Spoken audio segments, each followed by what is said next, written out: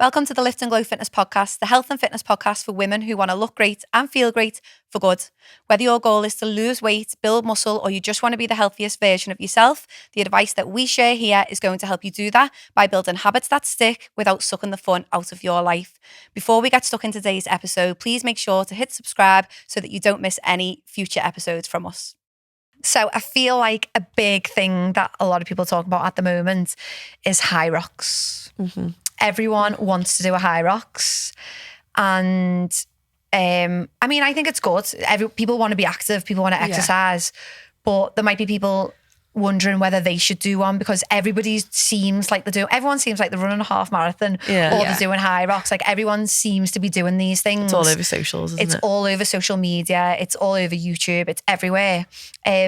So I think people are probably wondering, well, should I do that? Is that something that would help me? Mm-hmm. So what do we think?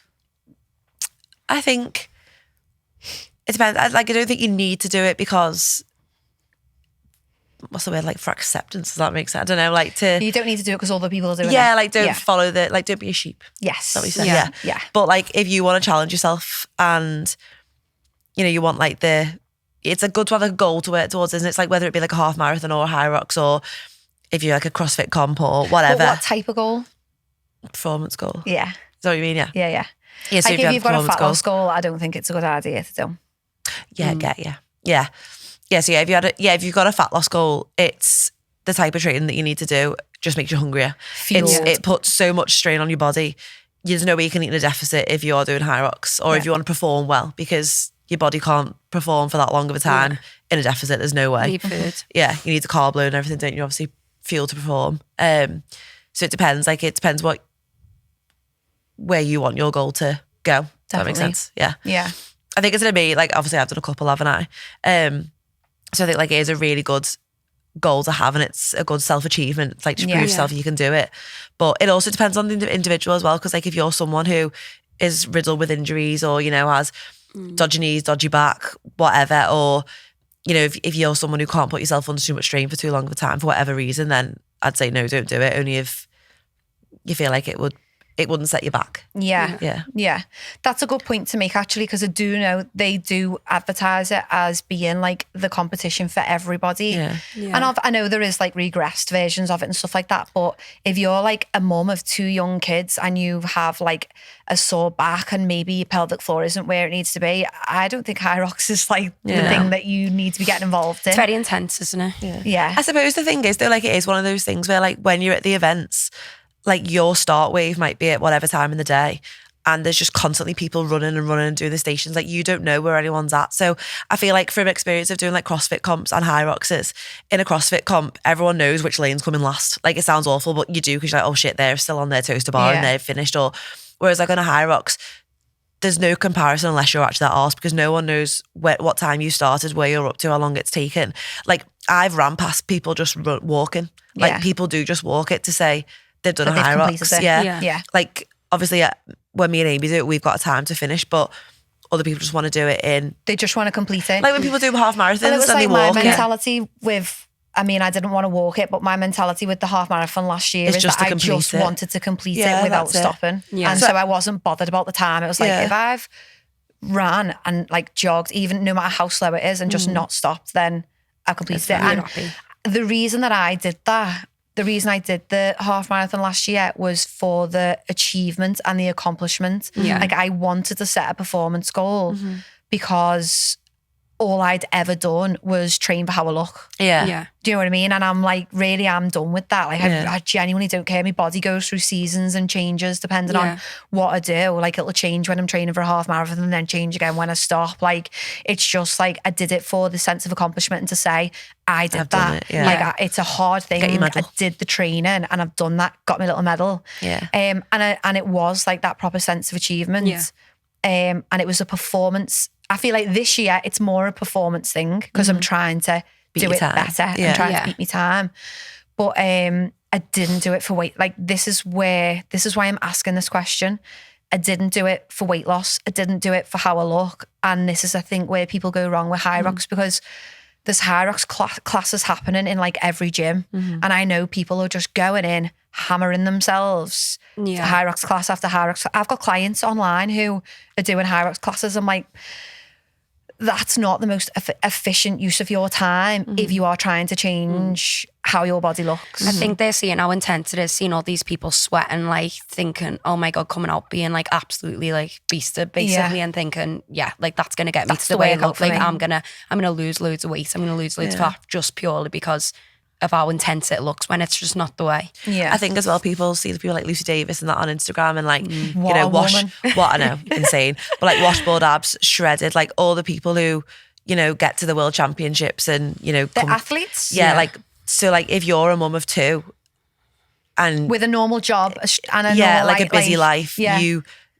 can't live their life and you can't. And also like, I think a lot, like people like Lucy Davis, don't get me wrong, she works fucking hard. But a lot of it's genetics as well. Yeah, like she's born an athlete. I could not look like that no matter how hard I try. Because we've just got to, she does. She's like, she'll say, I've always swam. Like she is an athlete. It's her life, isn't it? Like and she's a lot always of these known people are they're athletes, so they look like that because they are athletes. So they were genetically built to be athletes, and they do a lot of training. That's their job to be and a lot of eating. That's their job to be an athlete. And Hyrox didn't make them look like that. No. It's all of the work that they put in as outside of Hyrox training. Because Hyrox training, the athletes who do it, they don't just do Hyrox classes back to back. Strength, isn't it? They do strength. They do running. And like recovery. And they've got lots of recovery. So doing Hyrox class after Hyrox class isn't going to get you looking like a Hyrox athlete. No. They actually do a lot of strength training to make sure that they are good at, they can perform and well. If you're not doing your strength, then you're probably going to end up injured because your body can't. So that's another thing, because we've had girls from the gym go to Hyrox classes and then be out for like 2 weeks because they've done a hamstring and they're not conditioned for this like crazy way. Like they've just gone straight into this mad Hyrox class. So I think all activity is brilliant. I think all exercise is amazing. It's good that people want to move the body, but I think you have to think about why you are doing stuff and what is your ultimate goal. Like if you enjoy it, then maybe do like 1 a week, but you don't need to do 5 a week. That's exactly because I always say like if like anything like Hyrox classes, reformer, like I don't know, spin, like anything, like HIIT classes, because you know everyone always says now that, you know, don't do HIIT classes 5 days a week, which is like right if you depends on what your goal is, but I'm digressing. But what I'm trying to say is if you enjoy it, then it still includes it in your week, but maybe you just need to don't ever do it. Take down the quantity of the volume of it. Does that make sense? Like it does depend on your goal. So if you just want to be someone who's fit and you want to be just this absolute like health, just like a cardiovascular fitness, then I do think go to Hyrox classes every day. If that doesn't, you know, impact your life, so if it's not impacting your energy, if it's not impacting, say if you've got a fertility goal, like if that's just your ultimate goal, I just want to be fit, I'm not bothered about anything else, then do it. It's like running. If you're just bothered about running, you're not bothered about how you look or having glutes or having glutes or whatever, then just run. That's fine if that's what you want. But if you have a goal that is body composition based, it's not going to save or health based, you know, like actual full health, not just about fitness, then it's a juggling act. It's like we all need strength training because we all need muscle to be healthy. Everybody needs muscle to be healthy. It's less healthy. So there's a study done that like people who are overweight are no less healthy than people who are underweight with no muscle. So if you have muscle but you're overweight, you're healthier than someone who is low weight with no muscle. Like having no muscle is like a really important thing for health. So if you're slim with no muscle and you just run, that doesn't mean that you're healthier than someone who's a little bit overweight but goes to the gym and has muscle. It's just like, so if you think about overall health, then we all need to strength train. And I think that it is a juggling act. So like if your goal is to be really great at Hyrox, you still have to do strength training. It's not about just doing Hyrox class like one after the other. There's a lot of strength training included. I think even runners need strength training as well. You need strong legs. Exactly. Like, that's like the biggest mistake. Like I've had clients go, I'm going to do a half marathon, so I'm going to not come to the gym. And I'm like, are you stupid? You're going to be injured. Like, Abby, when she trained for her first full marathon, didn't do any strength training, got injured, never made it. Joined Lift and Glow, did Lift and Glow alongside her marathon training, smashed the marathon. No injuries, no niggles, nothing. You need a strong body to perform well at these things. Yeah, it's like we're doing half marathon training, we're still strength training. Yeah. It's just giving it up. And I do, like as you said, it's a juggling act. So whereas I probably would have done, I would have trained at Lift and Glow for like 4 days a week. I'm probably pulling it back and doing like 3, and then running, because again, you need to listen to your body. But I'm not just gonna give it up altogether. Yeah, because that's a part of your training. Exactly. That's part of being better at your running or your Hyrox is being strong and like avoiding injury.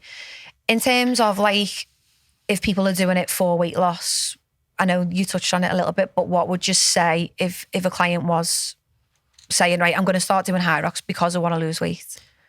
I'd say it's not a wise move, because any sort of endurance sport, just you need to be in at least at maintenance, if not in a surplus, to be able to perform well at it and like not feel like you're going to die when you're doing it. If you go in to do a Hyrox, like I've done it in the past with like comps and stuff, I've not fueled properly and you just feel like shit on the day, you feel like faint, you feel like you can't push anymore. So like I feel like it's just not if your goal is fat loss, like I would say don't do a Hyrox. Like you need to think of it wisely, like how much, because you need to eat in a deficit, but then also you still want to train, but without putting your body under too much pressure. Performance and weight loss are two Very different opposing things, goals, aren't they?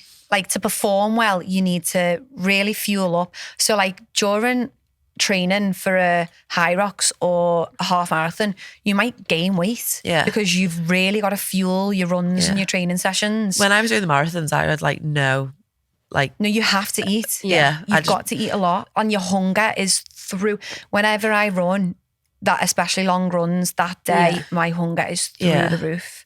Like my body needs more food, and it's hard. Trying to stay in a calorie deficit while you're doing that would be so really hard and stressful on the body. And I would also say that like if the goal is to lose weight and tone up, you need to lift weights. It's not just like Hyrox class after Hyrox class. Because even if you're not competing, minimal intensity, don't you? Even if you're not competing in Hyrox, your gym does Hyrox classes. It's still not the thing that you want to be spending most of your time on. They're always intense. Yeah. So just go once a week because you love it and you love the people who go and it makes you feel good. Go once a week. Good sense of community and everything, isn't it? And that's your cardio session. But then like the rest of the time in the gym, if you want to change how you look, if you want to change how you look and feel. Sculpt and tone and all that. Yeah. Lift weights. Yeah, definitely. So there's nothing, I don't think it's bad. I would never knock anyone for doing it. I actually get really like tempted to do one myself. I'm like, I know, you said that last year, then you're like, no. But because it's opposing for me, isn't it? Like even doing this half marathon, it's like I still have a goal of wanting to have a baby, but I want to do that because I want to beat myself last year. Like I'm all right with that. We wasn't bothered about the time last year though, was we? We were just, as you said, we were just doing it to do it. Yeah, but I get tempted to do a Hyrox, but I know I'd want to do well at it. So I know I'd beast myself trying to train for it. So it's like a competing thing. Maybe one day I will do it, but I do because I think the vibe is boss. The sessions, they look intense, but I'm kind of like, I want to put myself through that pain. Do you know what I mean? Which is weird. But no, I get you though. Yeah, because I'm the same. I am drawn to it, so I'd never knock anyone for doing it. But I just don't think. I think you need to do it for the right reasons. You need to do it for either once a week or something just to maintain your cardiovascular fitness. And if you want to compete, train for performance, which still includes strength training, and accept that you're doing it for performance. So your nutrition needs to go alongside that, and it isn't a method of weight loss. Yeah. Your goal needs to flip slightly. Yeah.